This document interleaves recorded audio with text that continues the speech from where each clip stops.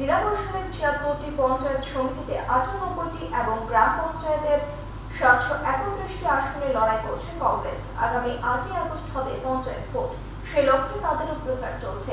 বুধবার খোয়াই ব্লক কংগ্রেস কার্যালয়ে দলীয় নেতা কর্মীদের নিয়ে গুরুত্বপূর্ণ বৈঠক করেন পিসিসি সভাপতি আশিস কুমার সাহা। বৈঠকে পঞ্চায়েত নির্বাচনের রণকৌশল সহ বিভিন্ন বিষয়ে আলোচনা হয়। তাছাড়াও উপস্থিত ছিলেন জেলা কংগ্রেসের সভাপতি প্রতুল ভট্টাচার্য, ব্লক কংগ্রেসের সভাপতি যতীন্দ্র গুহ, আইনজীবী তথা বরিষ্ঠ কংগ্রেস নেতৃত্ব নরিগোপাল দেবনাথ।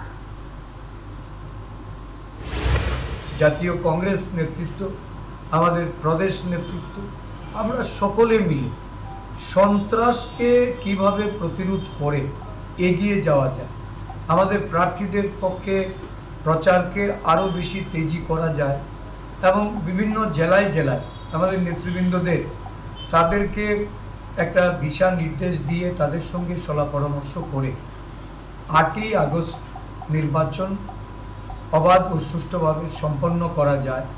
প্রশাসনের উপর চাপ তৈরি করে আমাদের জেলা পরিষদের এই নির্বাচনে আমাদের প্রতিদ্বন্দ্বী প্রার্থীরা যেন লড়াইয়ের সম্মুখীন হয়, সেই উদ্দেশ্য নিয়েই জেলায় জেলায় যাচ্ছি।